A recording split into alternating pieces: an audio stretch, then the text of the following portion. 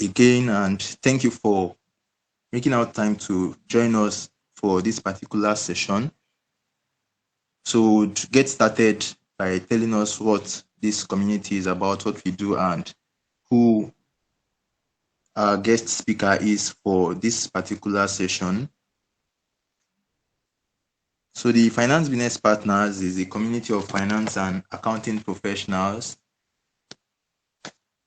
What we are set out to do is to change the narrative of the finance and accounting profession, and we as a community act as a valuable support network for our members in respect of career growth, personal development, and everyday professional engagement. So we have a number of platforms where we engage our community members by creating content that speaks about what's obtainable in the industry, as well as ensure or how profile ways to ensure professional and career growth. So among the various activities that the community does is a monthly meet and chat session where we invite professionals to come and share their knowledge and expertise in areas that could also help our community members and participants of our every month session.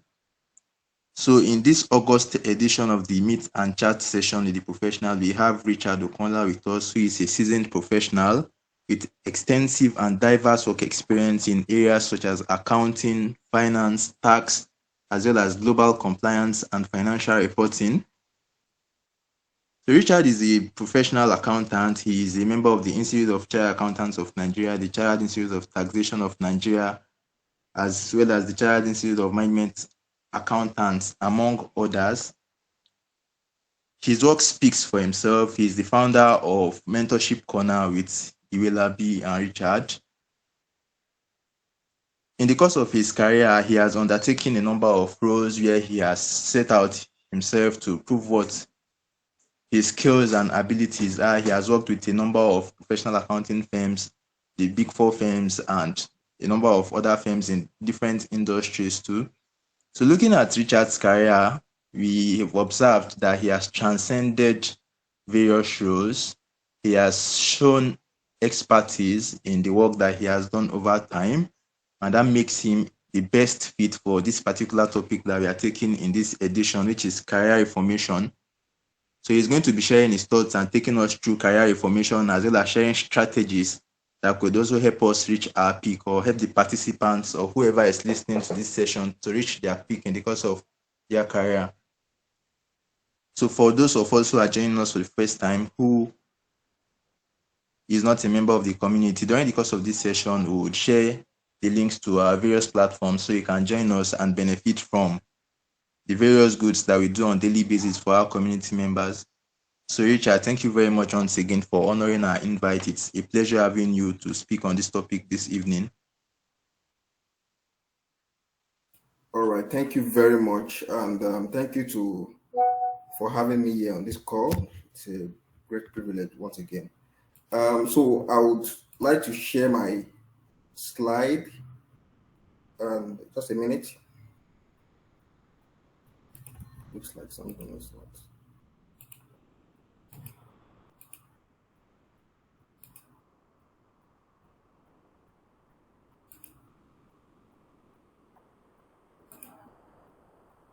Okay, let's go. Sorry, just a minute, please. All right, it's fine. All right. So I believe you guys can see me now, right? Because I want some of the things I'm going to be discussing to be quite interactive. Yes, we can see you. All right. Yeah. Thank you. So um, it's good to have you guys here. Today we'll just be basically talking about the topic on career reformation. And interestingly, I was able to put up a slide in less than, let's say, 1 hour.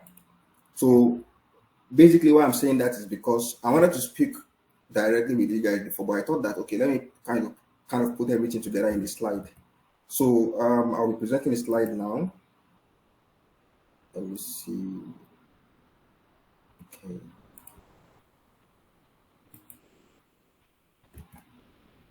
Just let me know once you can see it.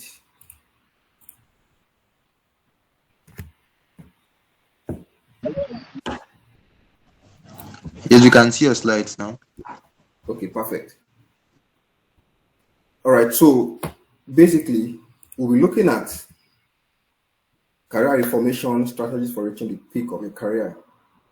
And even though I know the finance business partner has counted me worthy to be able to facilitate this session, I won't say I'm like 100% I've reached my own career peak, right? Of course, everybody is still growing. And that is why you will see that even a partner in a big four firm like KPMG and EY and all those kind of firms, you see that even partners still resign and go and do other things, right? That is because there is really no limit to how far you can go in life unless you set that limit for yourself. So the purpose of this conversation is basically to help us to shape our mindset, especially for early career starters. It helps us to like reposition ourselves, helps you to also kind of build a kind of career trajectory that you want to go through, right? And alongside, we'll be talking about some of the key points, key tools you can use, some of the requirements that can help you to stand out as a professional, and many other tips like that. So, if I'm setting myself, I'm giving myself a target of 30 minutes to 35 minutes so that we can accommodate question and answer after this session. So quickly, I'll be moving to the learning objectives. So by the end of this training, right, participants will be able to, of course, understand the importance of adapting career strategies to the evolving job market, right? So that is why you will see that. Now I'm talking about this point because I want to iron something before we even get to the main point.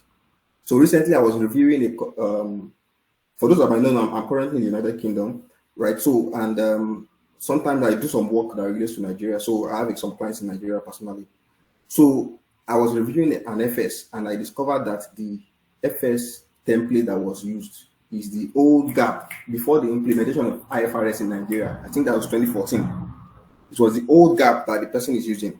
And you can imagine that an accounting firm in Nigeria as of today is still using the old gap to prepare the format, the template, the everything is not even like in line with IFRS.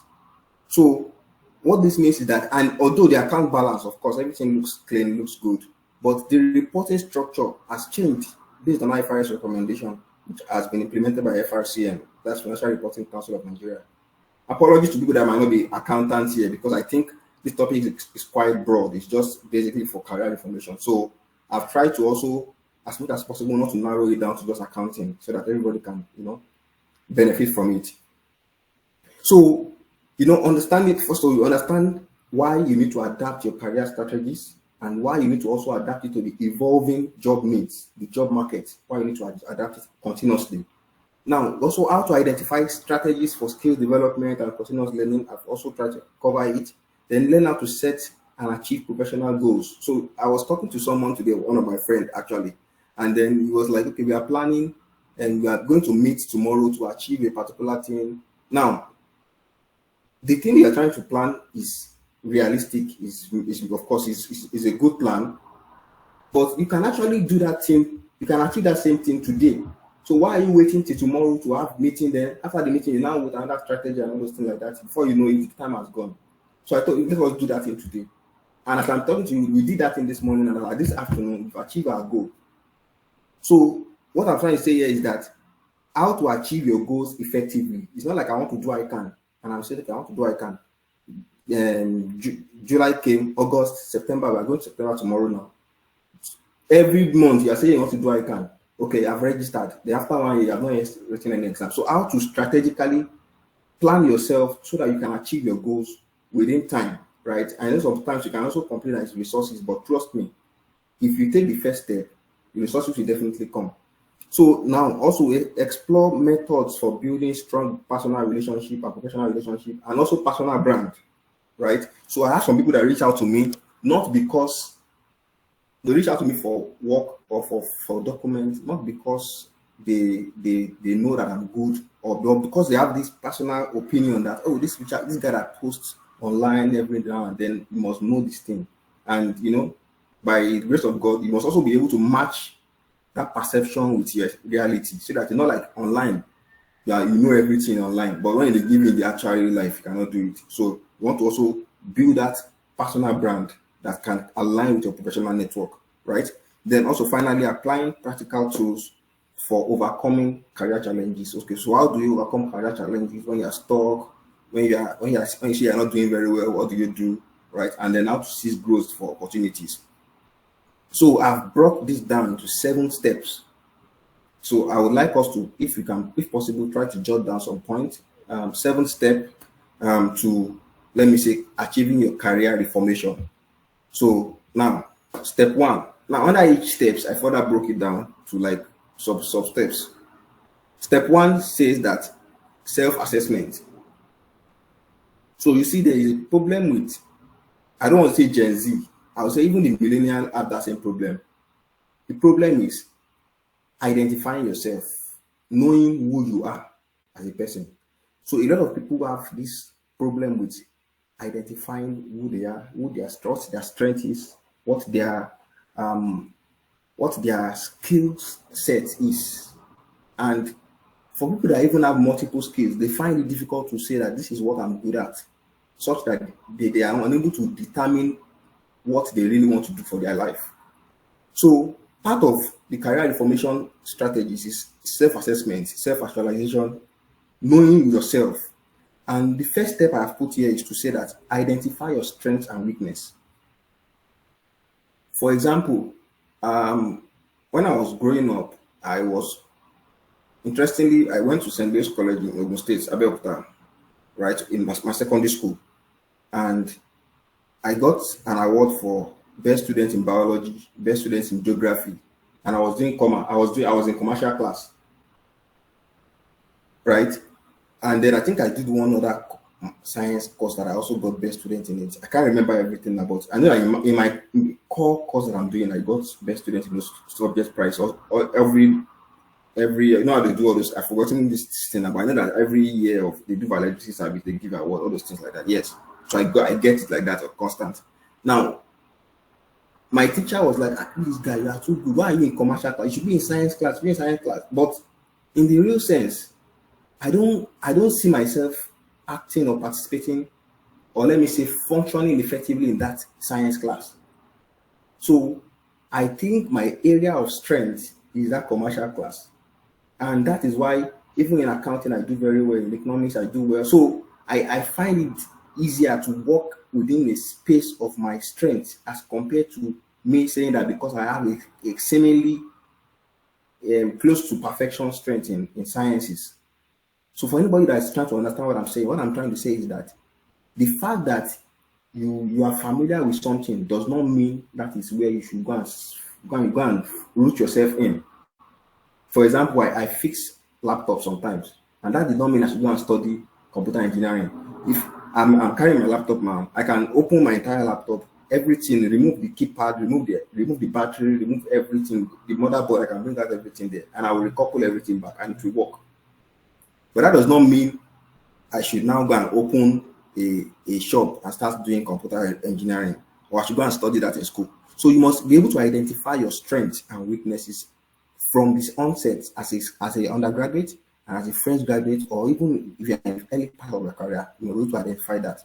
So second thing, so when you have done that, like I put here, your strength encompasses the skills and attributes that you will excel in, such as technical abilities, right? Problem solving skills, leadership skills. That is why you see someone like this Temi Badru on LinkedIn. Some of you that know her. Initially, she was studying. If you go and check her career, education, and everything, you see that she studied law. She was practicing at some point. Then she went to the public speaking, and then she excelled more in public speaking. Now, the places she has gotten to through public speaking, assuming she was practicing just that law alone, I can almost bet it that she can't get to that level where they are inviting her to places like schools in England to come and speak on LinkedIn. Imagine they invite you from Nigeria to come and talk about LinkedIn in the UK. So that is when you have developed and you have to identify your strength. Second step is define your interests and values. So when you've identified your strengths, now look at, okay, what are the areas of strength? For example, my strength is that I like calculation. Fine. Okay, which area of strength do I want to play in? Okay, I want to play in area of taxation. I want to play in area of accounting. I want to play in area of auditing. If my strength is writing, okay. If it's writing, where do I want to play? I want to play in management reporting. Okay, management reporting involves calculation. Why don't I do accounting advisory reporting? Or you do deal advisory or mergers and acquisition reporting. So you start looking at areas that align with that skills and interest. Now, when you have done that, you now clarify your long-term goal. Okay, now I love calculation. Accounting looks like the best thing for me to do. So now, number three, clarify your long-term plan. So what is your long-term plan? I want to become a finance controller. Okay. If you want to become a finance controller, the first step would be having a very good, strong background in accounting. I have it already. Okay, now what is the next step? I need to I want to work with a big four, I want to work with a smaller firm so that I can have all-round experience. You work with an audit firm, you did audit here, do another 3 years somewhere, 1 year somewhere, and then you forecast your long-term plan. How long do I want to stay on this road? And when do I want to get to this particular position I'm aiming at? So that helps you to also set a SMART goal. We'll still get where I will try to analyze the SMART properly. So this helps you to set a SMART goal that is also realistic. Don't set goals based on emotion, but set it based on realistic goal.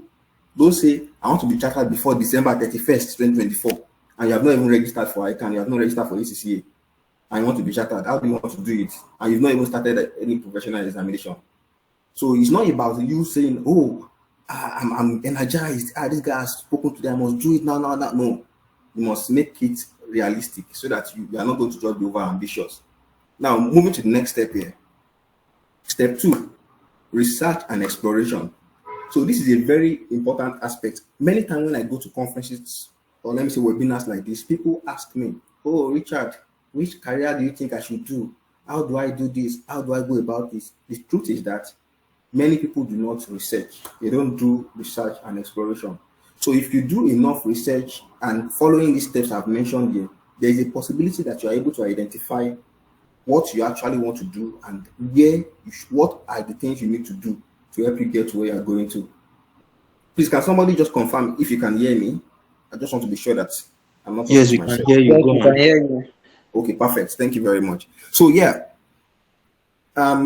research and exploration, like I've put here, explore career options. So the first step here is to look into various career fields, like I've put here, that align with your interest and skills. You know that we have talked about interest and skills before.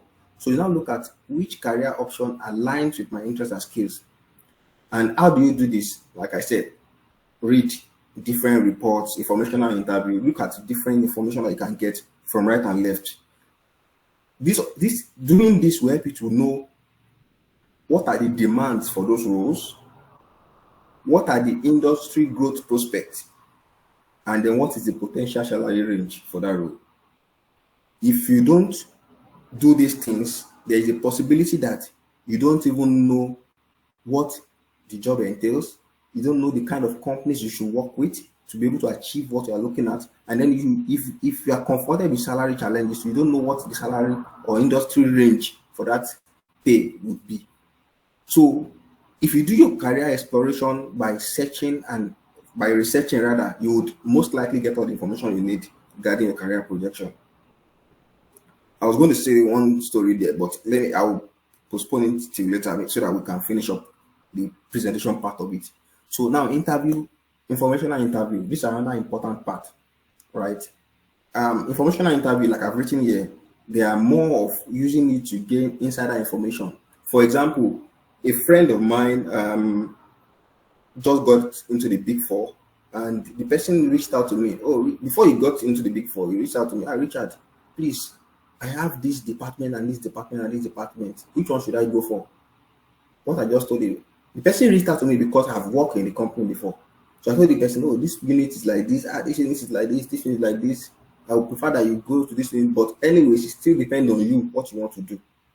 That is a kind of informational interview. So that it's not like you got a job, they said, okay, I'm going to be working in, let's say PwC, for example. Oh, I got a job at PwC. So what job? He said finance associate.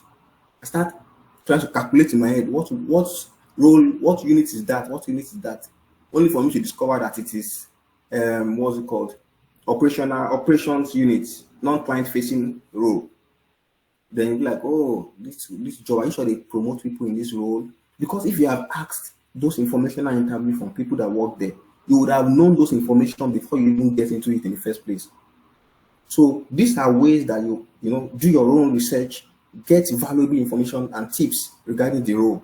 This will also help them to guide you on what are the day-to-day responsibilities that these people do on their job on a daily basis. Number three is during this research, you also be able to identify the educational requirement, right? For example, if you are aspiring to work at KPMG now, as at today, if it's in Nigeria, they still do not accept HND. So except you want to work with another part of this, another unit in the firm that is called the delivery center, where they accept HND and OND holders, right? But what I'm now, that is part of information, right? I'm not sure everybody knows that before, that they accept HND in some particular unit in the same firm. But what I'm saying in essence is that educational requirement in these settings means that you must have information such as the degree, what are the minimum degree that they accept, what is the professional qualification I need to pursue, because if you do these things, it helps you to know what you are supposed to pursue, and then you know how to position yourself. You have information about when they release the graduate training roles, when they release opportunities. Like, it helps you to prepare your mindset for the role. So I won't spend much time again on this, since I think we have gotten the key points there. I'll move to the next one. Set smart goals. Smart goals is like the best thing that can happen to anybody in terms of career. I've enjoyed some career moves personally that I can say that, well, there's always good to put a place of God in it, that God has helped you to achieve some things. And I can also tell you that by strategically planning, you can also achieve some things. So I'm a fan of Sam Adeyemi, right? And he talks about strategy a lot, bringing strategy into things, right? Talking about how you can achieve your goals by strategically putting some things in place. So what I've learned from this smart goal over the years is that it's not just about picking one of the items. It's about making sure that your decision aligns with all the items. So SMART means specific. That's S means specific, M means measurable, A means achievable, R means relevant, and T means time bound. I've kind of simplified it here. The specific means that clearly states what you want to achieve. And I put it, for example, you want to become a project manager in the tech industry. Don't just say I want to become a project manager, because you can end up becoming a project manager in a block manufacturing sector, block manufacturing company, and it's still a project manager anyways. Sorry, I'm looking at this side. I don't know, I'm using two devices, so the audience, I've seen the audience here, and my laptop is here, so that's why I'm looking at this side. But either ways, I'm sure you guys are following me. So you must be specific with the actual thing you want to achieve. I want to be, see, this is what I do. In my house, my dad's house, I have a room there, and I wrote it. It's still there to today. If you go to, because I've not been there for a couple of years now, but it's still there to today. I wrote it on the wall on a sticker. I pasted sticker on the board in the wall in the room, that I want to qualify. I want to pass my ICANN by age 23. I want to get my first car by age 23. I put all the things I want to achieve by age 23 there. I can remember now, because when those things became reality, in fact, I got qualified November of the year that I was supposed to become age 23. So you can imagine that sometimes the way you measure when you set a specific goal for yourself, it helps you to work tirelessly towards achieving that thing. So you are not saying that, okay, I want to pass ICANN. You're not just saying I want to pass ICANN. I want to pass ICANN by this social date, and you must be realistic. So now, measurable.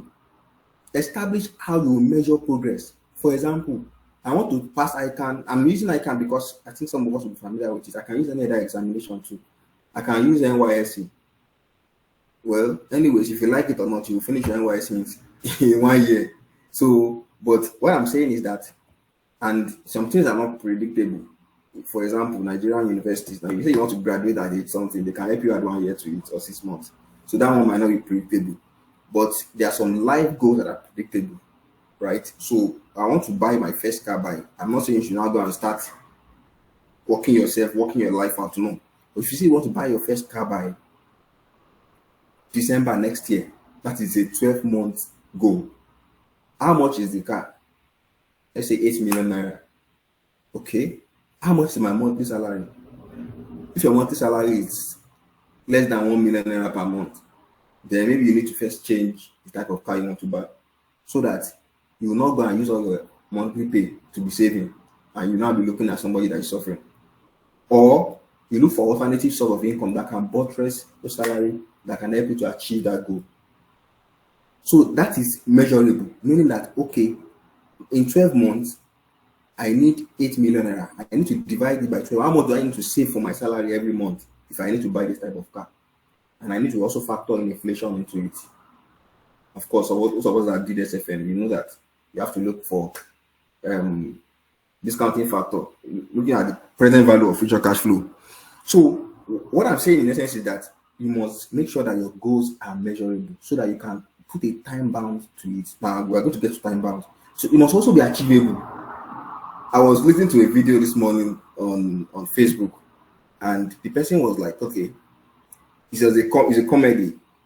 The person, the uncle is in the UK. The uncle just got to the UK 2 months ago. The brother is in Nigeria. So the brother called uncle, uncle, please, in fact, I'm thinking that since you have spent like 2 months in the UK now, please, can you help me send money? I want to open a filling station.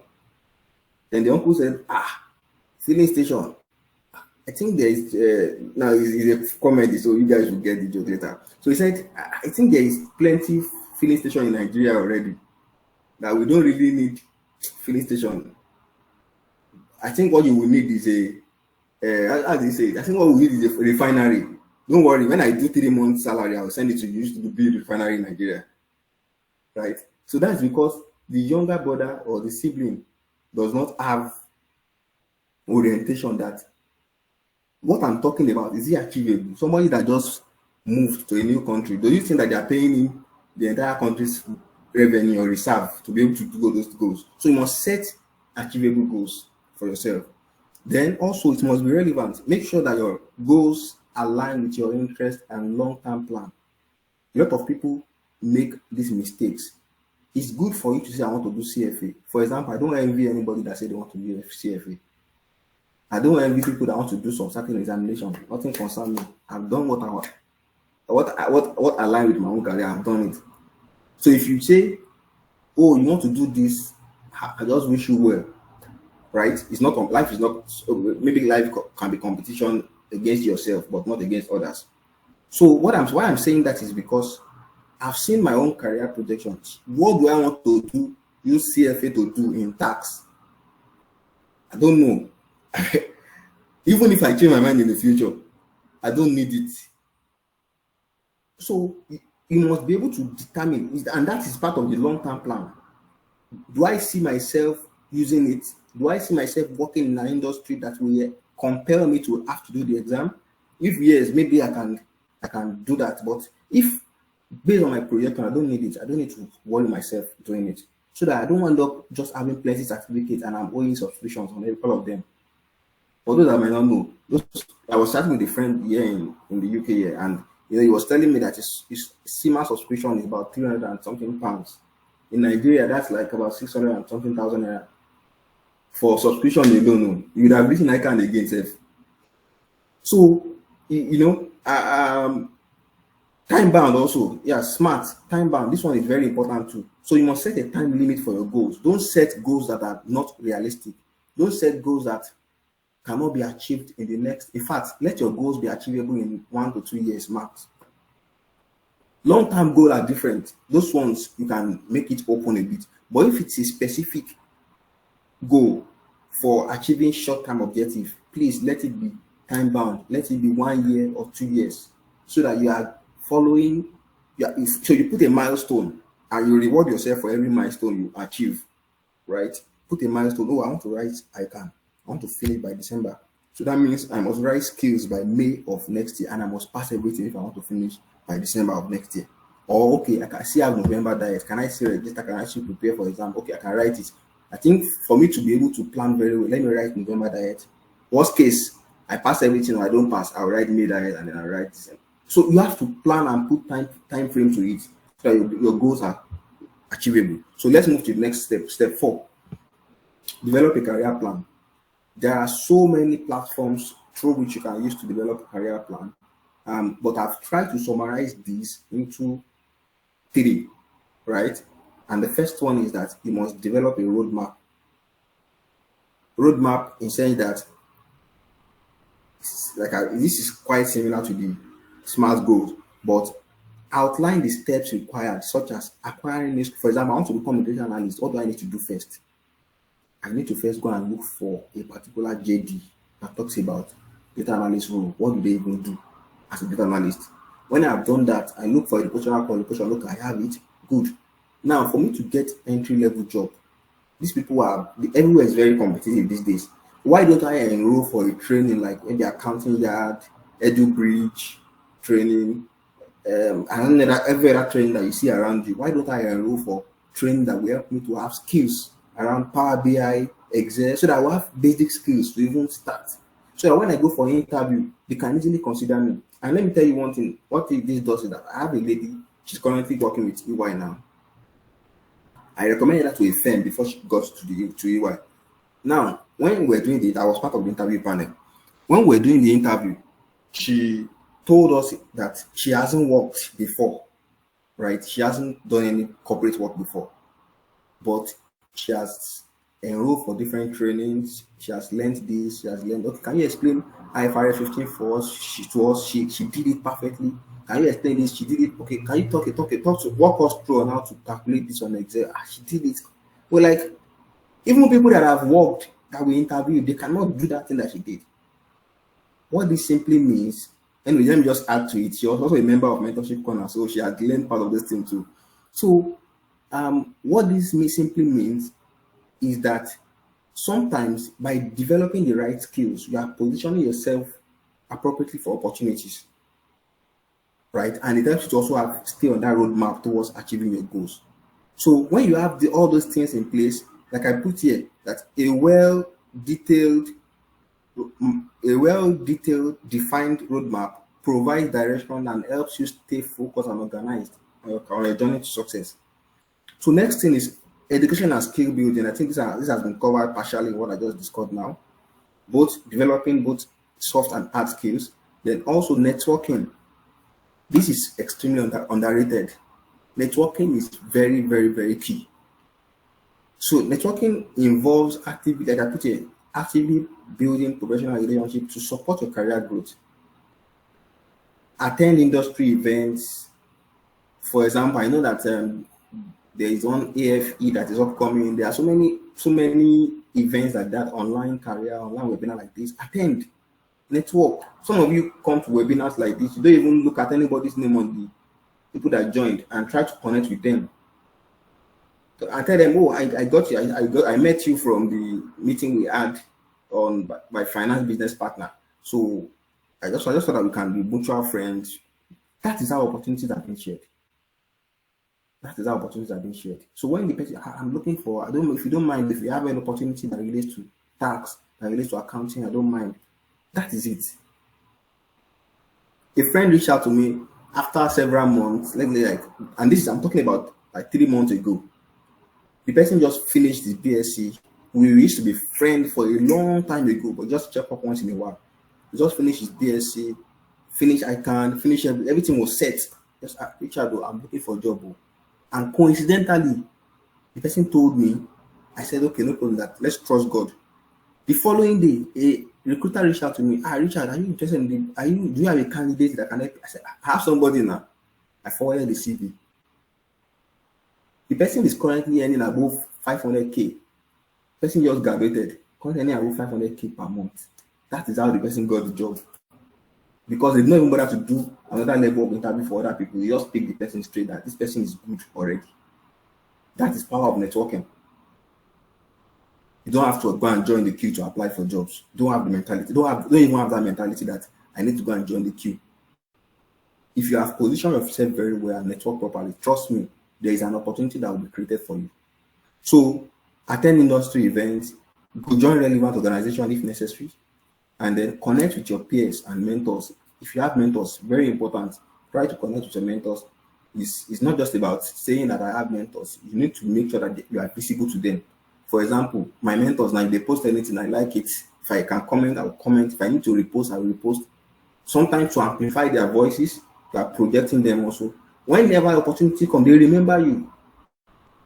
They remember you.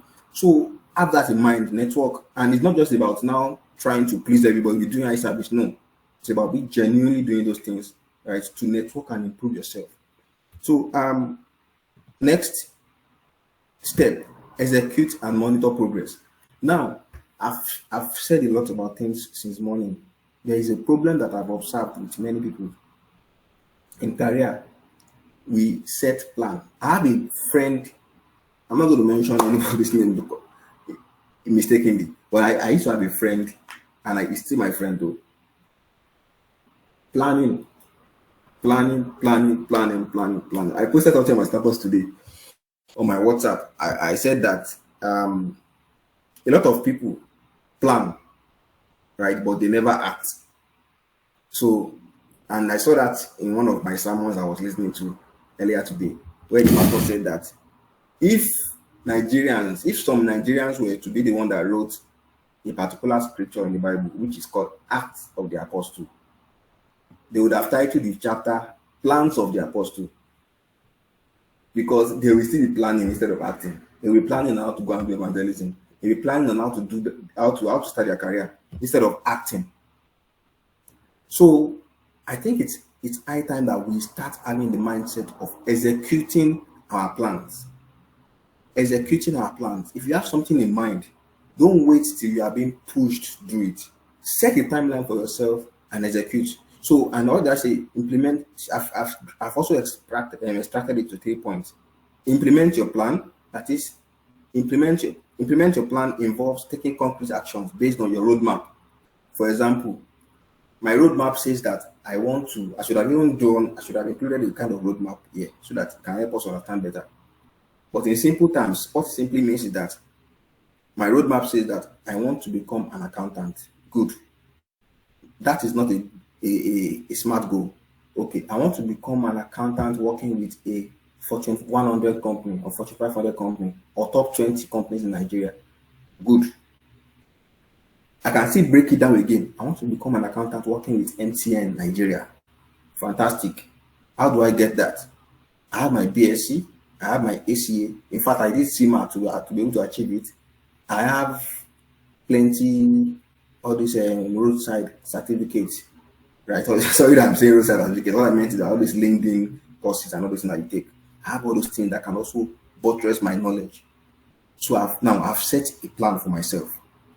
Now, and I said, implement your plan. Start by executing the steps you've outlined by one, applying for the job.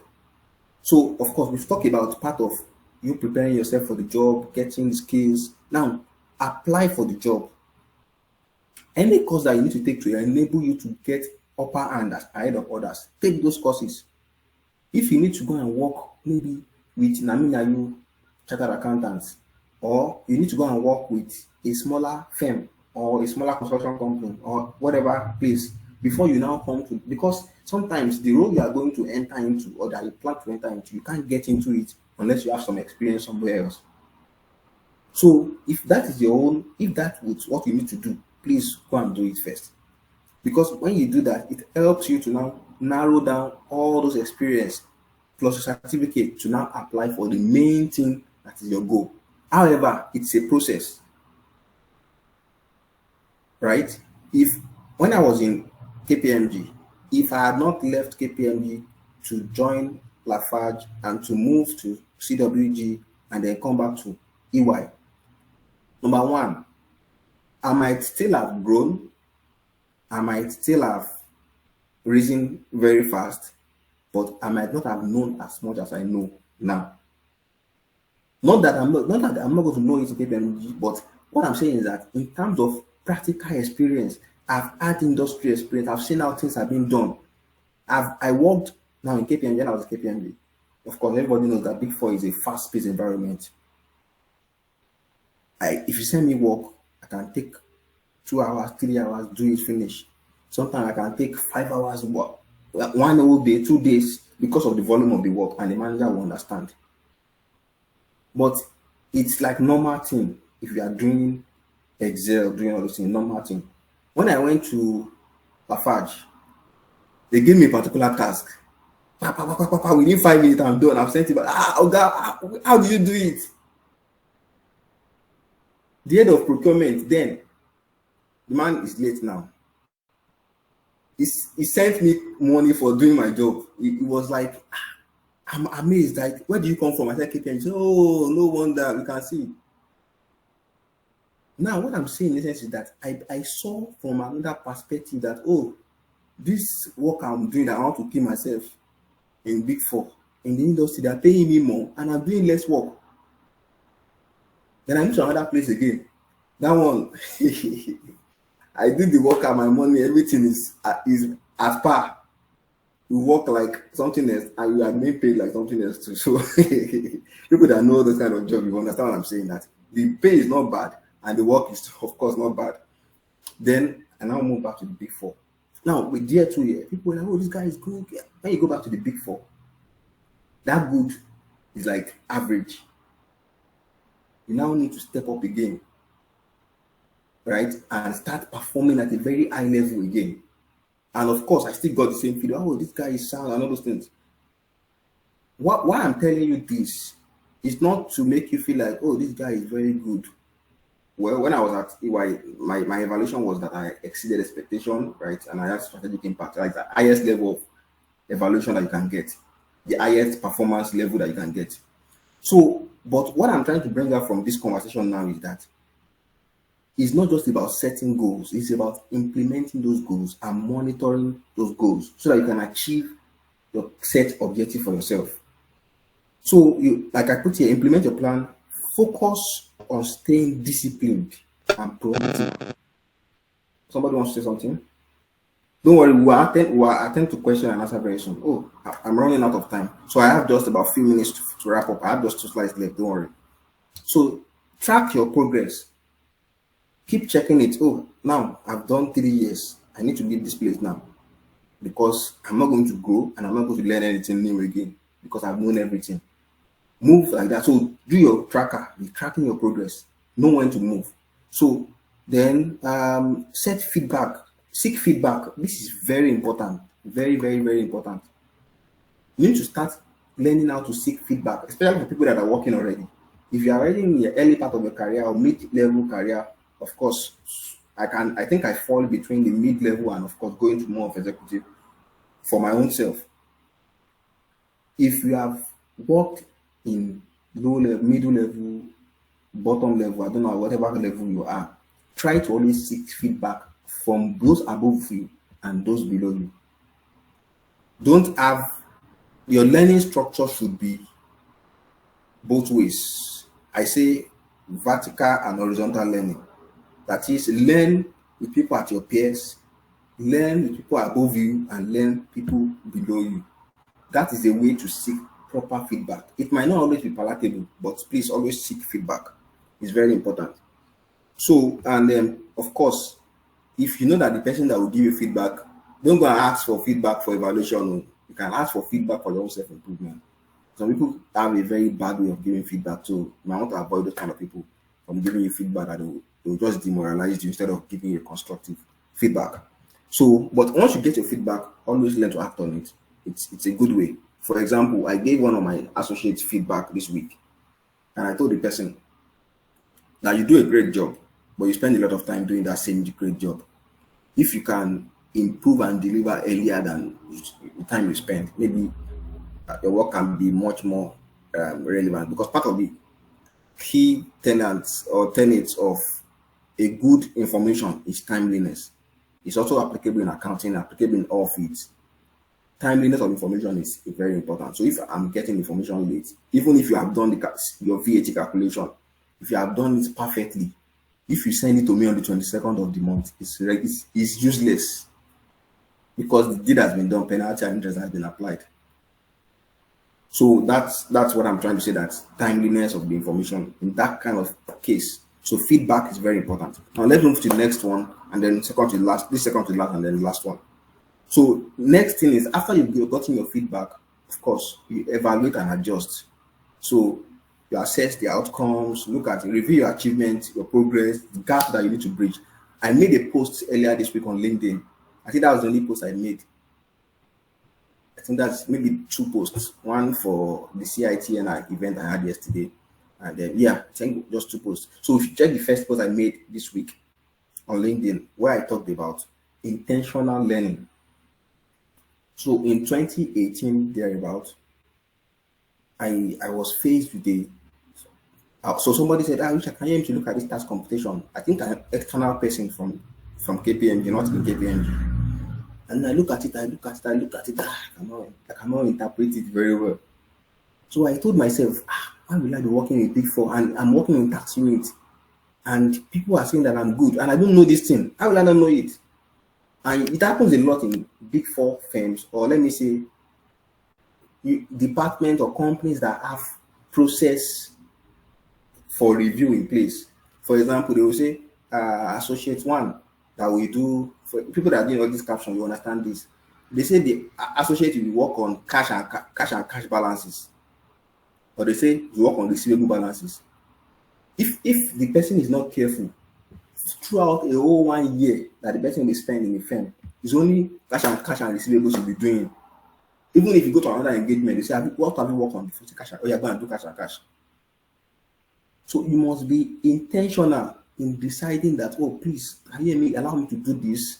Or you go behind the scene and go and find a way to build that skill by yourself.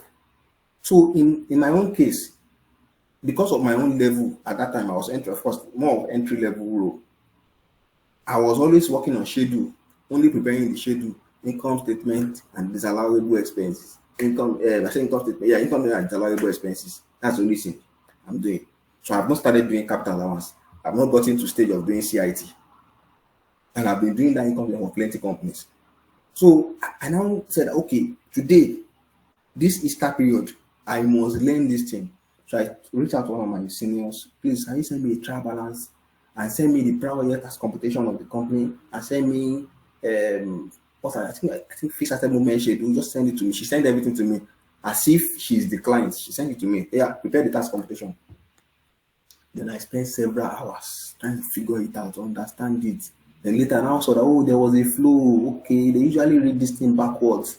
You prepare the schedule for task completion backwards, not forward. Okay. So I started to understand better. By the time we came back from the holiday in that Easter period, I already knew it. I was so confident I can prepare it that when the senior give me that, oh, yeah, go and do this. Now the senior gave me the same thing they used to give me, oh, go and do this part of the schedule. I just asked for more information. I did everything from beginning to the end, send it to her. She was like, wow, did it. So she called me, okay, this place, you need to watch out for this one when you're doing it. Okay, this rate of CIT, sorry, the rate of capital allowance, make sure you take note of it. Sometimes they usually change because of the asset class. Okay, so I now became much better. But trust me, they will continue to give you that same type of work if you have not been intentional about learning by yourself. And they'll keep thinking that you don't know it yet or you're not yet ready for that role because it's part of the process. It's only when you get to a particular stage you start doing that type of work. But if you started doing it now, it means that your promotions will be faster. So adapt to changes, like I put here, of course, stay up to date, be open, don't let your head be blocked. Like yes, earlier this week I posted something on Twitter, a job opportunity, and the recruiter was saying that they needed someone in Yoruba. Right, let me see this person's comment. Okay. So they said they wanted somebody in Yoruba, that somebody that from Yoruba tribe. And I was like, I told the recruiter, this doesn't sound good, right? And she said, no. That what happened is that currently the company has plenty people from other tribes, and Yoruba is almost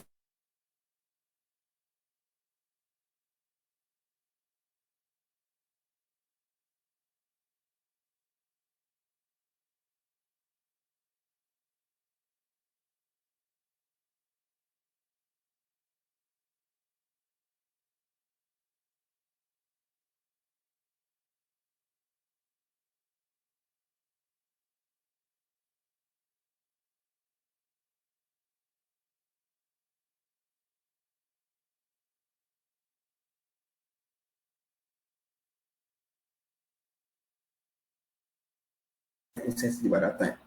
So I had to pull it down. And of course, by that time, we've already gotten people that we needed for the role. So that what I'm trying to say here is that you must be able to adapt to change. Don't be like this is how this must be. You must be flexible to change.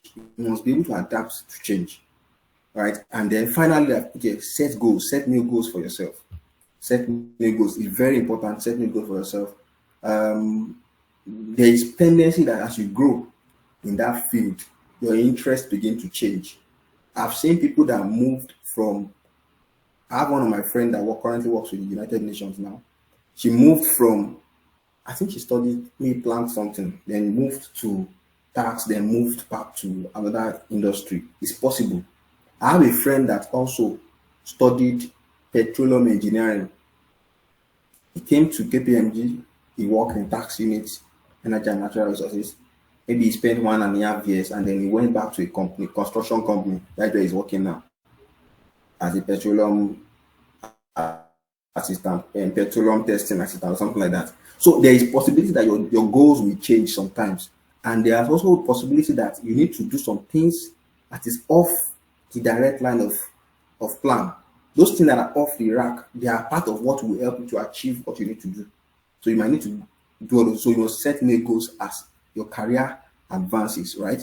And finally, step 7, maintain work-life balance. This one is partly missing in many industries. But as much as possible, please try to maintain work-life balance. I was giving an example of my boss in the UK here. I sent so he sent me a work on Friday around like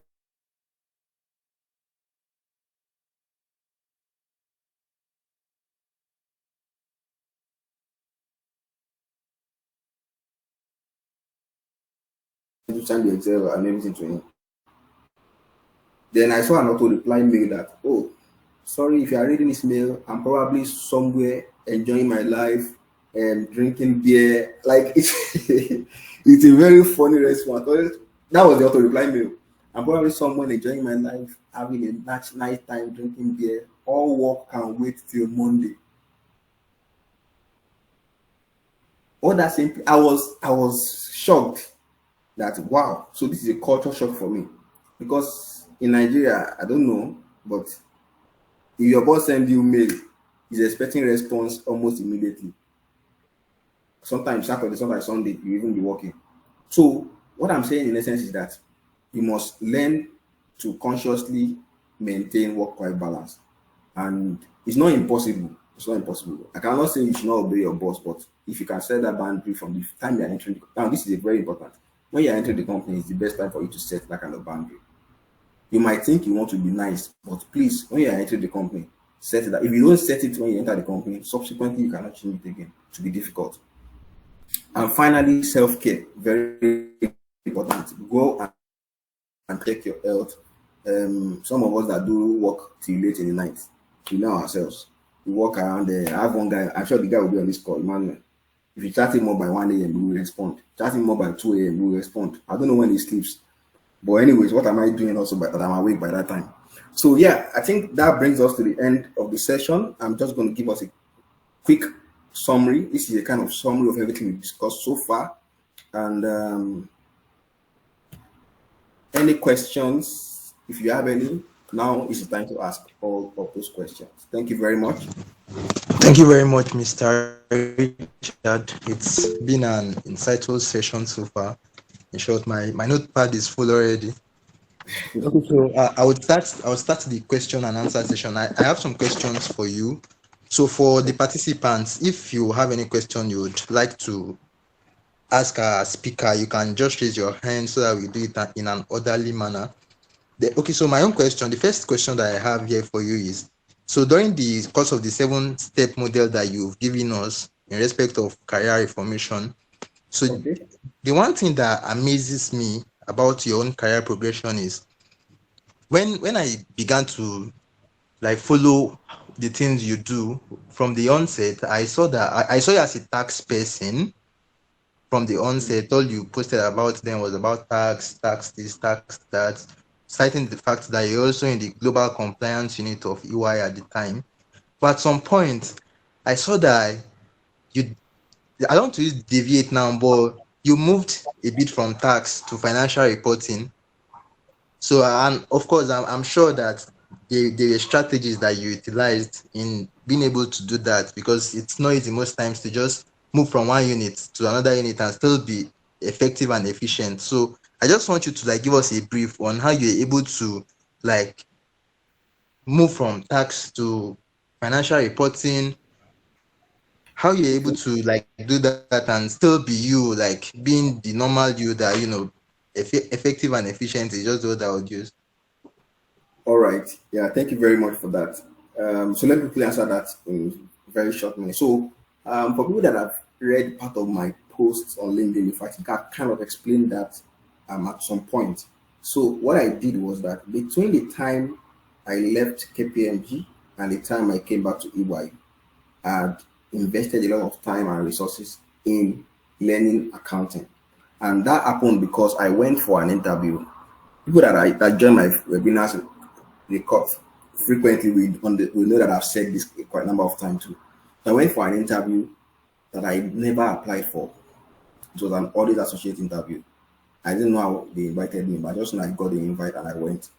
And they gave me trial balance to prepare an account. And I was sweating under AC. I started sweating profusely, like, what kind of thing is this? I cannot prepare it. And I was already ACA qualified that time. So I even though I've passed ICANN, because the way ICANN is designed, there is a possibility that you don't know how to do practical sometimes. You will just know you are doing on the paper now, you don't know how to do all those things, you know how to do all those things, carry the balance, post everything, you know how to balance on book, on paper. But when it comes to practical, you cannot balance it. Exactly what happened. I don't even know how to map that time too.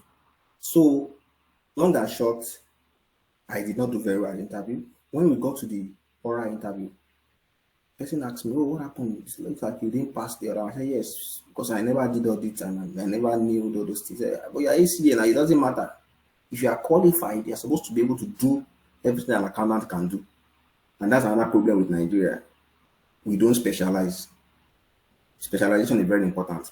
So, anyways, long and short, I did the interview. I told them I know tax. So they did tax interview for me. I passed that one very good. They said, okay, they don't need a tax person. So when I was going home that day, I remember I called one of my friends, name is Sadiq. This. I told him, see, I want to learn bookkeeping and accounting. I want to learn it. Please, any work that you have in the office that is accounting and tax, please, and accounting work, sending it to me. I called another friend who was doing ERP implementation and all those things. I called him too. Very good friend, still my very good friend now. Sir, I need this thing. I need this. I need to know this thing. Then they send materials and all those things to me. Then coincidentally, one of my friends too was doing a particular training that time. He sent his material to me also. I attended accounting year training too. And all of these things, in summary, actually helped me to reposition my mind, like you have said. I now had a different, in fact, I now knew the tax more because when you know accounting to a level, for example, when I'm doing tax audits now, if the tax authority is asking me a particular question, if they're asking me that, for example, your loan payable, did you get the loan from your related party? If I say yes, is related party in Nigeria or in the UK or in another country, or you got it from a bank? Any response I give to all those three options has a tax implication. So I already knew accounting more and I knew tax more by knowing the accounting aspect of it because I can preempt what they want to do next.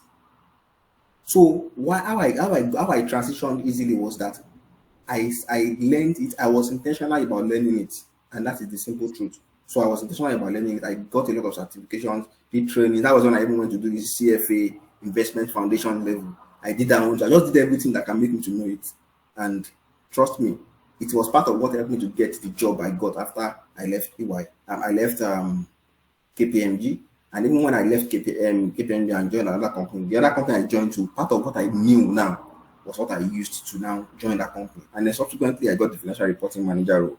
I still perform there and then That's how being intentional with learning helps you to grow, or else you just be restricted to that particular thing you are just doing. If you are doing accounts payable, for example, just to answer another person's question, if you are doing only accounts payable, please, account payable and account receivable, there's just a very thin line between them, and the thin line is credit control, right? So try to master it. If you are doing accounts payable, account receivables, when you know the reconciliation aspect of it, trust me, you can apply it to bank reconciliation. Before you know it, you become a small mini CFO. Because if you can do accounts payable, account receivable, and bank reconciliation, you have become a mini finance manager. By the time you now know all those things, you know a bit of treasury with it, and you know some accounting, financial reporting with it. You're a manager, financial reporting manager. By the time you now know that, and you know people management skills and other things, you become a finance manager as a whole. And you now have some other oversight in it, CFO, and like that you grow. So it has to take that intentional learning to distinguish yourself amongst others. Hope I answered that question. Yeah, of course you did. Thank you for sharing that insight with us. Okay, Yeah, Deepa would go next with his question. Meanwhile, someone is asking that hope we can get the slides to absolutely. your presentation afterwards. Okay, so Yes. Deepa, go with your question before I come again with my next question. Okay, thank you very much. Can you hear me? Yes, I can hear you. All right. It's a pleasure having Richard here. I've been waiting for a time like this where I'm going to hear you personally. All right. So let me just go quickly to questions based on what you have really expressed to us today. Is a wonderful one. So my first question goes thus that in the aspect of a person that wants to grow. So you find yourself in a scenario where maybe you are a graduate trainee or you are an associate and you are actually working under a senior associate, and you plan to grow, and you discover that anything you do, maybe you plan to do, and you tell your senior associate in the aspect of, sir, if I do this, what do you say about it? And you now discover that your plans, your ambition, that you actually tell your boss or your boss or your senior will now actually use it, and maybe for his own personal benefit. And you now discover that, but I was the one that brought this idea, and you discover that maybe, for example, you just told him about article, and then the next morning you wake up and you found that on LinkedIn your boss has already written something on that particular article you are planning to work about, and some other things like that. So if you find yourself in that scenario, what are the ways, or what is the best advice you give to that kind of person? My second question is this. Now, you talk about networking as well, which I really appreciate. Yes. Now, in networking now, you find yourself as a person that you really wish to be recommended, maybe referred, but in the learning process, in the learning curve, yes, maybe you just know a part of tax aspect, maybe only VAT, only withholding, and you believe that, oh yeah, with this I think you can go far. But you have been on LinkedIn, you have been seeing people, you have been seeing Richard, you have been seeing BBM, you have been seeing many other people, but nobody is even identifying you, or even you have been trying your best, but your best is still not enough. What are you going to advise that person to do? Now, my second to the last question is this now. That's number three. My number three question is in the aspect of I really appreciate when you spoke about you moved from one industry to the other, which will really help you to open your eyes to know what you don't know or thereabout. Yes, I think I'm a kind of a victim of that, which I'm asking the question in this scenario. Okay, I find myself. I started with J. and Co. And after some couple of years, I moved over to TAC Professional Service, then also moved over to what is it called? Taxi Professional Service. And there are some things you are looking for. You know, when you want to join a company, you should have an expectation, and the expectation on your own side, and the expectation on the company side. So on your own side, yes, you met the expectation, but on the company side, you didn't meet the expectation, and you don't want to just be moving and moving. Maybe you spend 3 months here, you move, you spend 2 months, and professionally, ethical wise, it's not going to sound, and it's not going to recommend you enough when you want to move to maybe one of the big four, and they see that you have worked 6 months in a place, you have worked 4 months in a place, and they are looking for people that will have a long prospect. So what is your advice for that kind of person that we help him to grow? Then the last question now is the first thing you talk about, telling us that you have a passion of this, and you starting from school, you study this, you study that, know what to study, know educational background, know the qualification they need that will help you to enter maybe one of the big four or so. Yeah, I really appreciate that. But my question now is that in that kind of scenario, someone that has a passion of being a chartered accountant, and maybe accountant, for example, or a tax professional, and we need to consider environmental factor, we need to consider financial factor, but his ambition, he has is high with the level of where he find himself financially, the is handicapped, and another one is that he doesn't have someone to put him through to say, okay, this is the, maybe you should start with 80 years, by the time you finish 80 years you help you to grow, and all these things are a kind of challenge. Maybe the father also wants him to be a medical doctor, and just as you said, you are a best student in biology, and they saw that kind of thing, and they are even concluding on that kind of person that, see, science is your best field, not commercial class or whatever. So if that person is getting a high score in science courses and having a lower score in commercial courses, economics, accounting, what are you going to advise that person? Thank you. All right, thank you very much. I hope you can hear me if I'm not muted. Yes, I can hear you. Okay, good. Yeah, thank you very much. That's a powerful, four loaded questions, right? So I'll just try to answer them as brief as possible so that in case another person has question, you can accommodate them also. So I wrote that the first question is that managing your boss. Let's say you disclose something, and then the boss kind of used what you did to gain a kind of his own self appraiser. It might even be in department where you recommended that, boss, why don't you allow us to be closing our accounting period by 5th of every month? And the boss did as if he did not hear, or he said, okay. And next thing, he went to suggest in the management meeting that, I was thinking that maybe you are even in the meeting. I was thinking that we should start closing our books by 5th of every month. He didn't even he didn't reference the fact that you were the one that brought up the idea. So that tends to happen. There's a book that is called 48 Laws of Power. I don't know if you've read that book. Anybody that has read the book, if you have not read it, try to get the book. It's very good for you to know how to manage your boss, how to manage his expectation, and how to manage the information you disclose to your boss, right? 48 Laws of Power. If you read the book, you will see that it talks about these different stories, right? How the fact that you disclose an information can also be used against you sometimes. So I would just say that I will encourage you that as much as possible, any information that you think is for your own personal growth, except the company needs to sponsor you for that thing. If not, then you can keep it to yourself and maybe discuss with a career mentor instead of your direct boss. Because the truth is that work will always be work. There's nothing like my family, we're family at work. That thing is scam. When it comes to promotion or something like that, you know that they came to work independently. They're not family in any way.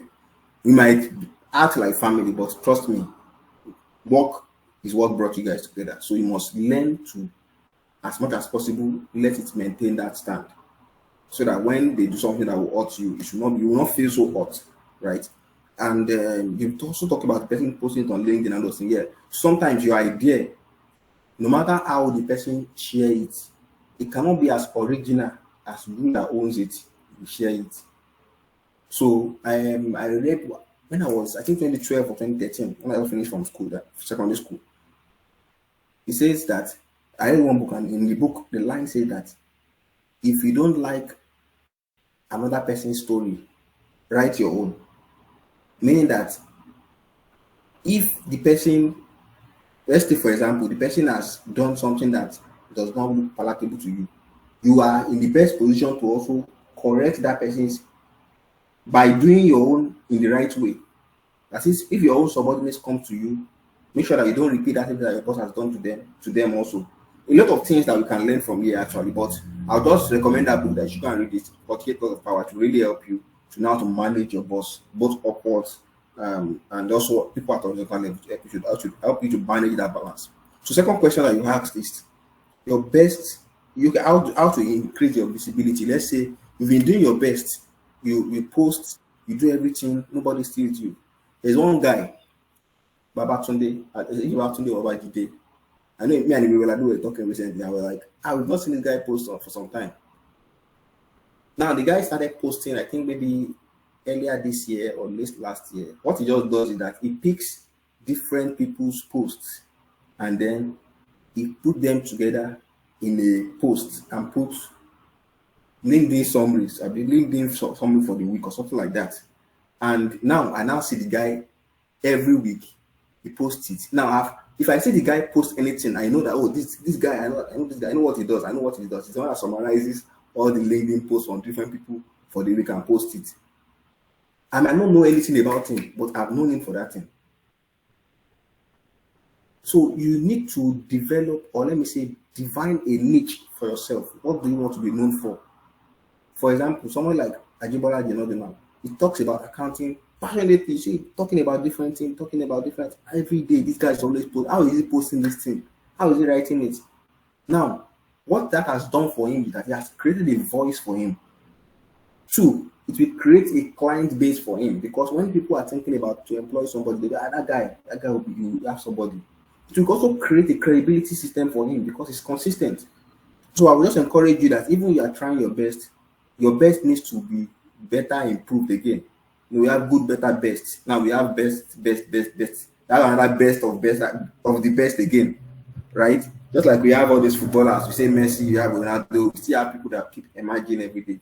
So what I encourage you to do is that when you make your posts on LinkedIn, don't just post it and go. Now I told you something when we are in this call. There's finance business partner. I don't know if there's a WhatsApp or Telegram platform. Join them. When you make those kind of posts and you know that it's meaningful, post the link to that post. Don't share the post there. Now this is another thing I learned. I bought books. I read a lot of. I'm to show you my library here. I have a lot of books. So there's a book I bought, Digital, the New Wealth of Code. I mean, the New Code of Wealth, yeah, by DJ Modua. And the book was talking about practical steps on how to increase your visibility. And I tried most of this and it's worked. What simply says that when you have done the post on one platform, don't copy the post and go and post it on WhatsApp group again. For example, you wrote about IAS 12. You've already put it on LinkedIn. You now copy it and pasted it on WhatsApp.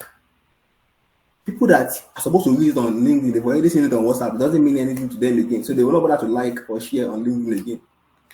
So what you should just done is, what you should have done instead is just copy the link to that post, bring it to your WhatsApp, just drop the link to a group and say, enjoy this post or enjoy the read or something. Just put a topic that make them to go and read it. By the time they go there and they read it, they like it, they will like it, share it.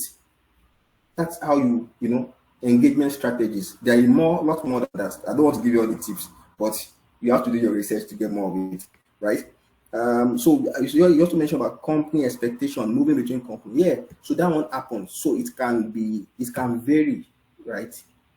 Depending on what you are looking for. And that is why you need to get those information sometimes. There's a friend that wants to go to a company. I told him, don't go to that company because if you go there, on the 15th of the next month, they will not pay your salary. He said, no, they said they've changed. They pay salary. In fact, the salary is good. They are paying him 220. The place is going, they want to pay him 250. I was like, it's not worth it. He said, no, don't worry. Yeah, they are working from home. They do 3 days hybrid. No problem. And when they got there, not only that they are working every day, they even work weekends. The salary, they don't, place is working before. They were paying salary like maybe 28 or 29. This place, they promise that they pay salary every end of the last day of every month. 15, 14, they will not pay salary. Now his eyes are open. So sometimes by asking for questions, asking, like I do the informational interview, it helps you to know the places you are going to. Now it's possible that you also do all those things and you don't get the information you need. All you have to do is that you must have strategies in place. Set a goal for yourself. I went for a conference in 2013 in Salake in Ogun State. I remember because it was part of the life transforming experiences I had. And the person said that the day you set your foot into a new job, from that day, you should start planning your exit of that job. What does that mean? It means that the day you set your foot into a new job, start learning as much as possible that you need to learn about that role. So that by the time you are leaving, even if you are asked to leave or you leave on your own or you need to leave, you have known everything you need to know about that role. If you go to a place with that mindset, trust me, you should set a 6-month target for yourself. 6 months, I want to know everything they are doing in this department. And after 6 months, if I see that there's a propensity for growth in terms of career projection, then good. I'll continue to be here in the next 1 year, 2 years, 3 years. But if I see that they're not going to, I'll start after 6 months, I'll start looking for the next move. And that is, it might not be easy. I'm saying these things, it might not be as easy as I'm saying it. But trust me, if you have those strategies in place, there's a way that our expectations and our reality aligns when we trust God too. So our expectation will be aligned with our reality when we trust God that this thing can happen. So that's my comment on that. So just try to set expectation on when you want to leave, and also try to like research. Like I told you, read industry reports that talks about companies in that. For example, I was reading about one company and I saw list of companies, additional companies. For example, when you are doing if you are doing tax, for example now, or you are doing, no matter the role you are doing, you are even exposed to a lot of information. If you are doing accounts payable, part of your vendors, you will have the name of your vendors. There are plenty. There are people that do transaction more with your company. They pay the biggest money to your company. Look out for them. Go and check opportunities available in those companies, how you can move there. If you are doing receivable, the same thing. If you are doing tax, check your withholding tax schedule. Who are people that are paying more? Which can I quickly, acquire and move there? Same thing for VAT, same thing for audit. Even though there might be some rules around, you cannot go to a client you are currently working on. There might be some rules like that, but that's how you extract information and then you know places to go to in those industry. So I hope that helps. Then finally, you mentioned about how to position yourself. I've forgotten what you said about this last one. I know you said something about how to position yourself. So what's that last one again, please? Can you remind me?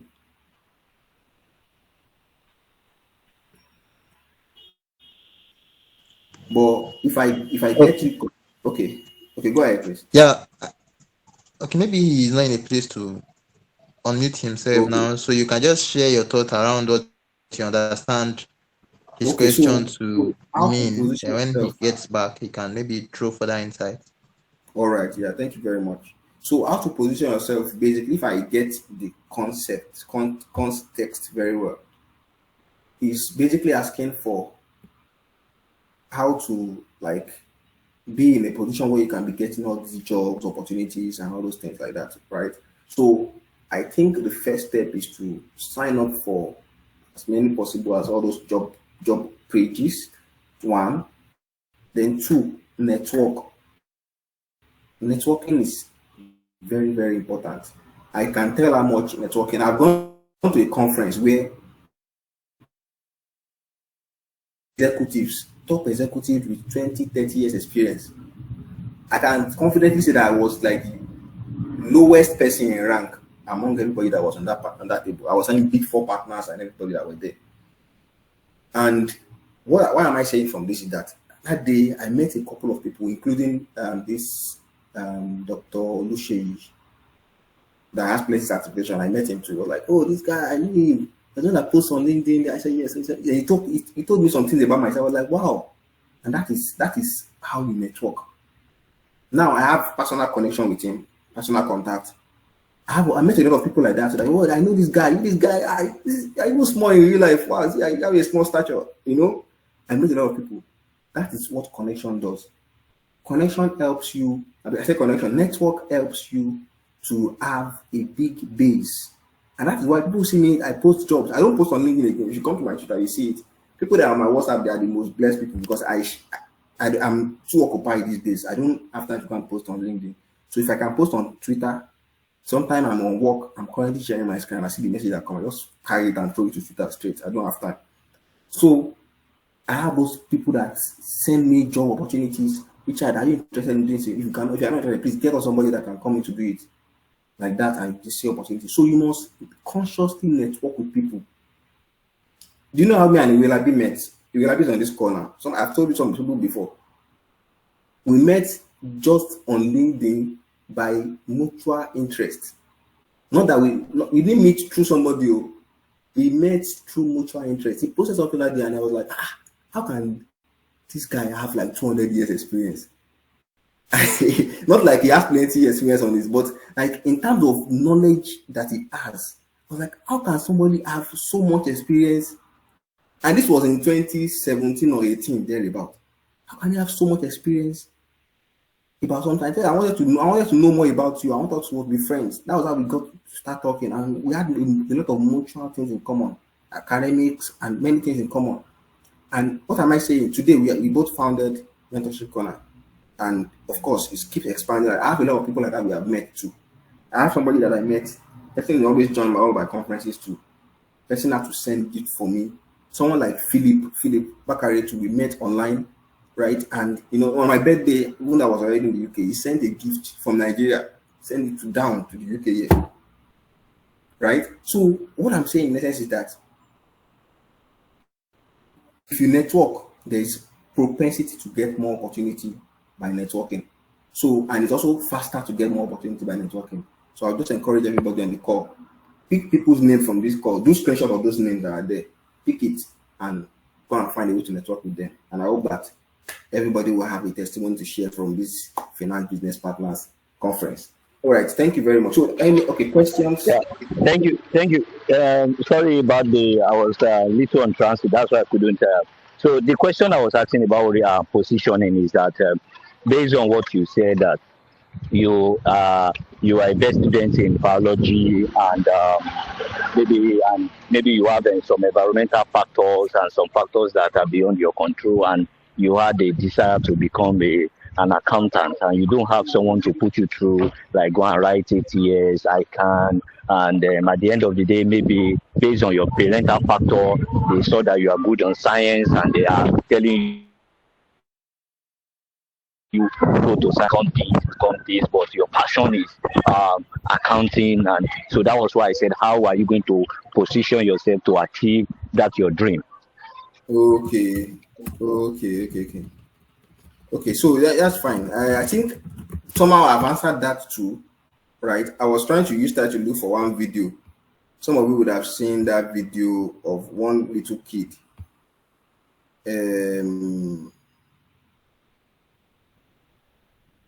I'm coming 1 minute. Let me see if I can.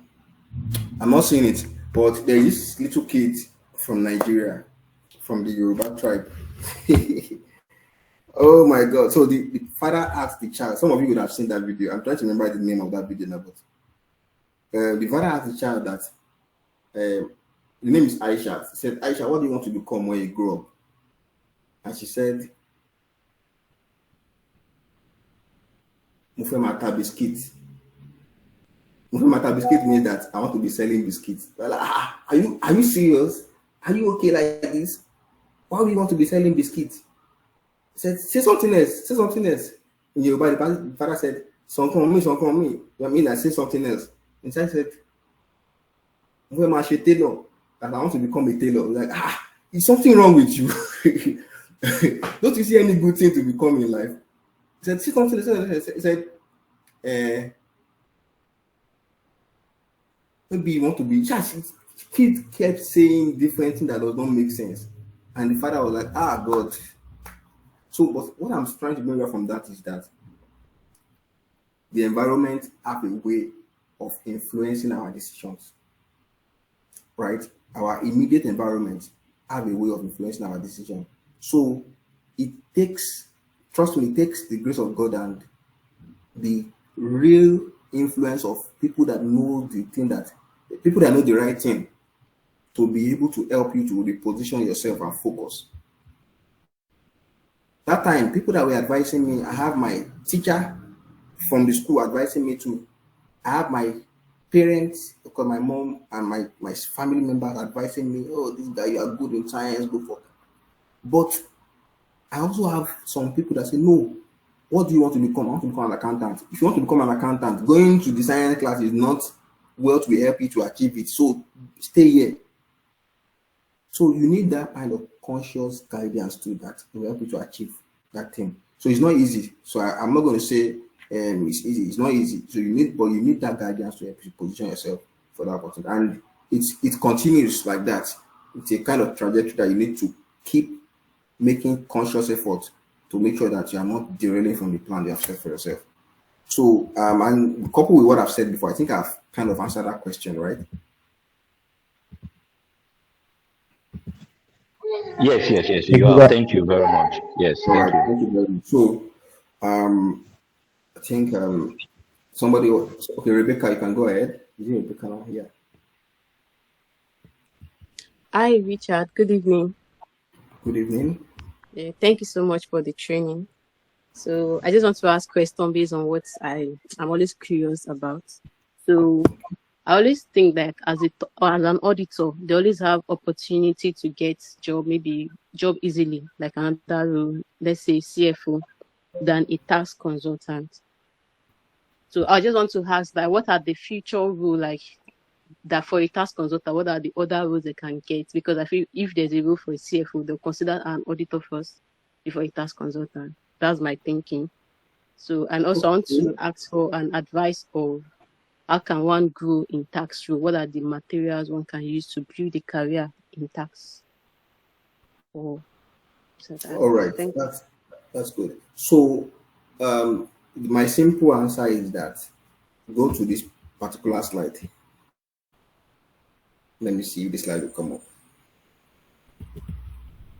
Why is it not coming? Can you see my slide? Yes, I can see it. Good. So this part is the answer: research and exploration. So the truth is that to get to the role of CFO, I have one guy. I've forgotten his name now. I'm trying to remember his name. I think his name is Ikechuku or something. I'm trying to remember his name. But he was a senior tax associate in KPMG when he accepted the role as an assistant finance manager. And from finance manager, within 6 months, he was promoted to manager, to be an assistant finance manager, to become finance manager. From finance manager, he became assistant CFO. From assistant CFO, he became CFO. From CFO, he became group CFO. And all his career, he always had tax before he transitioned. So I think it is more of the skill set you have than the job title you are occupying. The job title matters too, but it is more of the skill set that you have. So I will encourage you to, as much as possible, work on acquiring all the relevant skills that will position you for that job you are going into. For example, it's common for a tax person not to have Power BI skills. But if you have a tax person, it distinguishes you. I have one of my associates from the Big Four who recently got a very big role. And the person was like, ah, God, I cannot do that. Like, no, from what I've evaluated you before, from what you can do, from what you can do from tax perspective, you can actually do it from accounting perspective too. If you just put in more effort and replicate what you have known. So it's possible that you get opportunities in tax also as sorry in as a CFO also. And like you mentioned, all these people have more opportunity. Don't be deceived. Don't be deceived by the fact that all these people. I'm not going to say too much, but I can tell you for sure that there are some all these persons that do not know jack beyond audit. And that is one of the things I was trying to highlight in my career journey. When I say mail to the client, give me trial balance, let us prepare your monthly VAT and withholding tax for you. The client is taking forever to prepare it. If it were to be me before in not let me say KPM, I'm not trying to say that the firms they don't know what they are doing. Trust me, I'm only saying that individuals sometimes experience is very key. When I send mail to them, give me trial balance, I'll send follow up, send follow up, send follow up. Like 3 times, they've not sent it. What's wrong with these people? Now, when I was on the other end, when they send mail to me, that time it was, I think, KPMG or UI, one of the big four, I think Deloitte too was working with me then. They send mail to me, Richard, dear Richard, kindly provide this information to us, blah, blah, blah, blah, blah. They list it out. You people want to kill me. I will not respond immediately because it's too much. How many things that you want to kill me? So I now begin to understand because I have other things I'm doing. I have my main work that I'm doing. I have my report.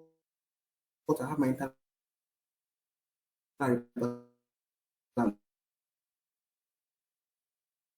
doing. So if my associate now send me, I'll be laughing. And they send that follow up me that you have been waiting for you. And I'm laughing that people don't know what these people are facing on their own end. Because they're trying to close the accounting period. You are telling them to send it to a balance. The account has not a balance in their end. They are telling them to send it to you. So I started understanding more. So what I'm saying is that having those exposures, right, also matters. It's not just about saying I'm an audit associate or I'm a tax associate. Those exposures really matter a lot in developing you to become a top talent for the next role you are going into. So I hope I answered that question. Maybe somehow I managed to answer it. Yes, you did.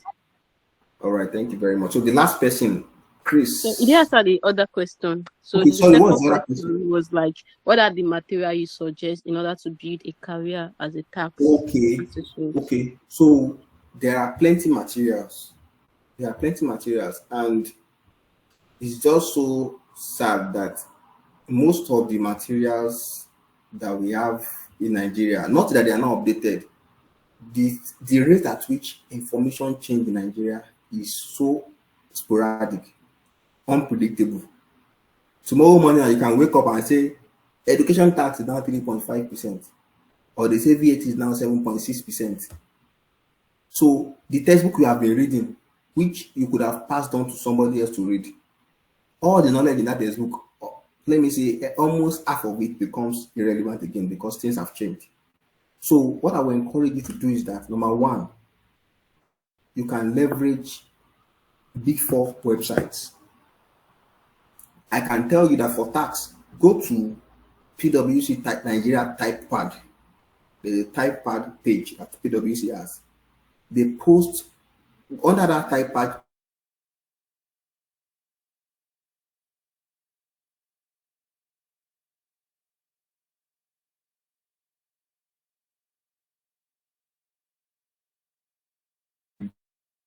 open and we help you to stay up to date with all those information. Go thinking for other Big Four websites.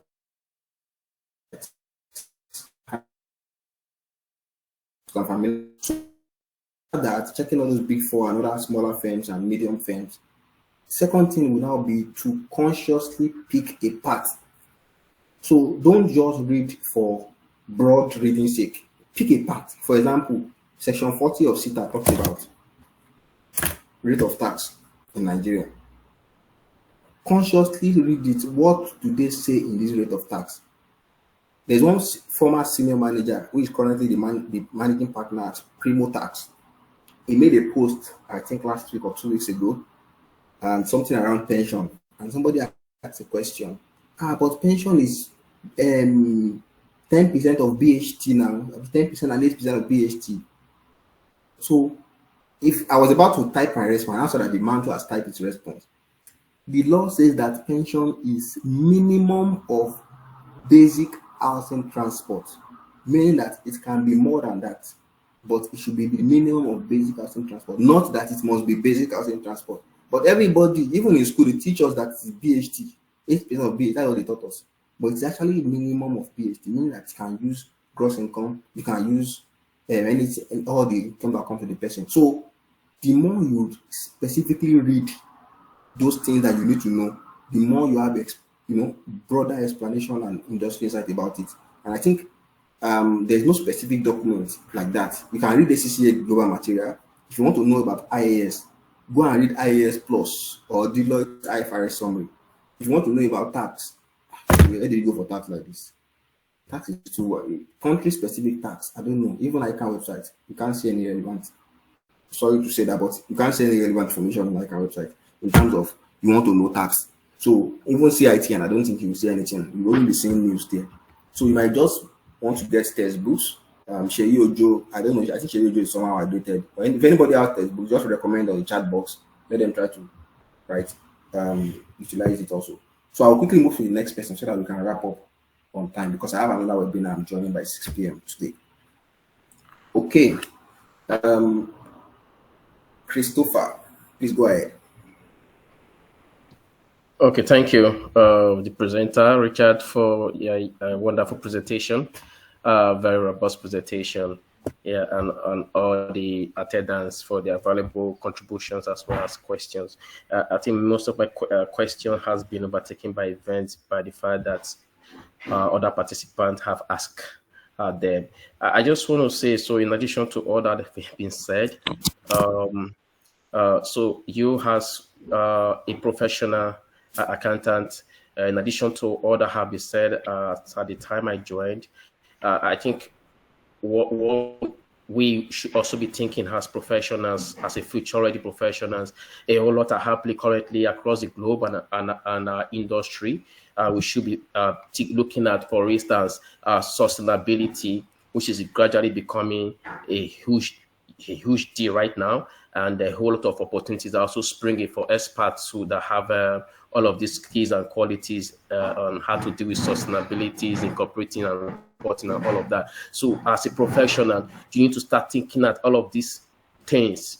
Take broader out of your circle. What are happening in your profession that will become highly sought after in the future? Start thinking about all of these things. Start thinking about analytics. What are those tools that you can use for analytics for you to do your reporting, whether you are working in whatever field that you are? You need to start thinking along all of these lines, and that way you're able to make yourself more ready for the future, so that when the time comes, opportunity comes, you don't just pass you by like the 10 virgins, where we have the 5 they went with their oil and their lamp, and the 5 did not come prepared. So as an accountant, no matter the level that you have now, start thinking along all of these things, then inwardly in your organization, starting working strategically, have the strategic kind of thinking in the way you work.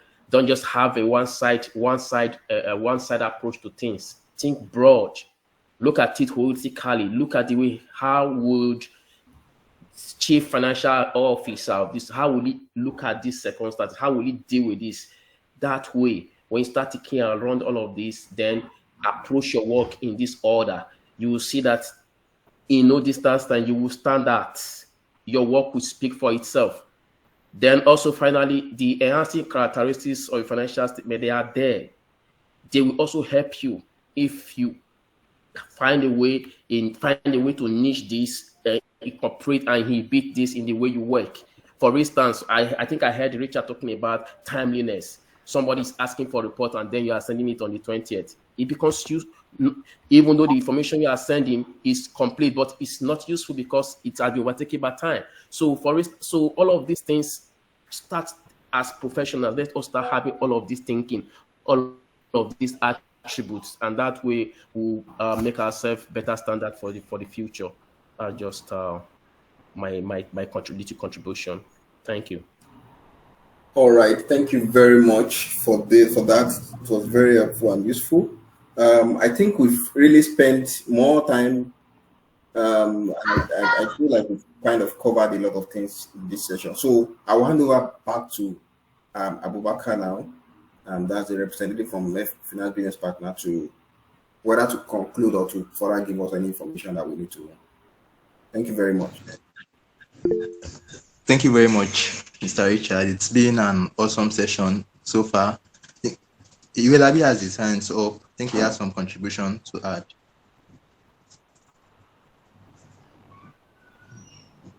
Iwelabi, we can have you. You can unmute and speak to us. I think he was clapping. Are you sure he was raising his hand? No, I actually wanted to make one or two comments here. Good evening, everyone. Can you hear me?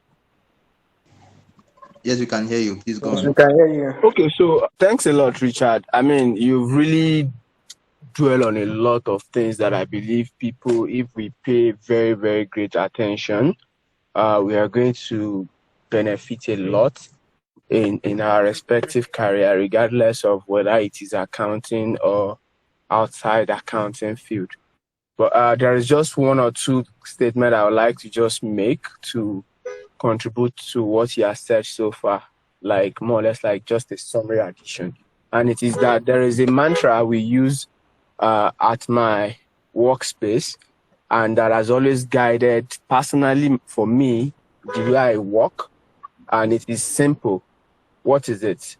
Most especially as an accountant, I used to tell myself that if I'm doing anything in Excel, or if I have any assignment that my boss has given me to do, and it is taking too much time to get done, it means I'm not doing it in the most efficient of manner, right?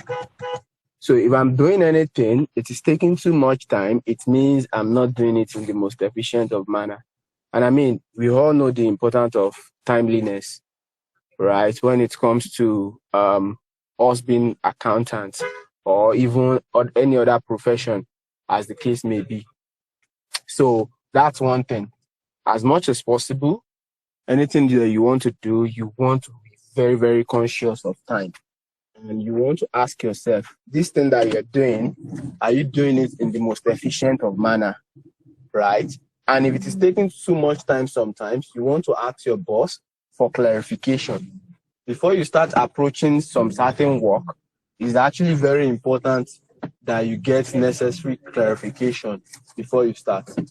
Then the second part of what I'm going to say is around the fact that as much as possible, when you're working, sorry guys, give me a sec. So as much as possible, when you are working, you want to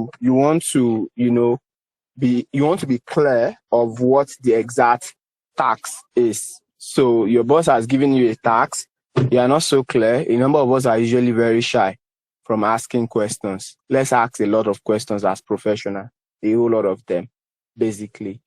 I think those two things, right? When you're working on something, it is taking too much time. Just know that you are not doing it in the best of manners. Just know that you are not doing it in the best of manners. And you want to ask yourself, I think this thing can be done in a shorter time than this. That's one. Then the second one is ask a lot of questions when you are given tasks to do. Ask a lot of questions. I think just those two should suffice. Thank you very much. Thank you very much, Iwelabi, for that valuable addition. This particular session has been value packed, and we are quite certain that every participant has had a thing or two to gain from attending this month's meet and chat session of the Finance Business Partners. So on this note, we would like to call it a wrap on this particular edition. So I want to say a very big thank you to Richard for accepting to speak to us on this topic. It's been an amazing time with him, and thank you to every other person who has contributed during the course of this session. We are looking forward to having everyone again when we have another edition of the Meet and Chat with the Professionals next month. Thank you very much for attending this session. We appreciate you all. Goodbye for now.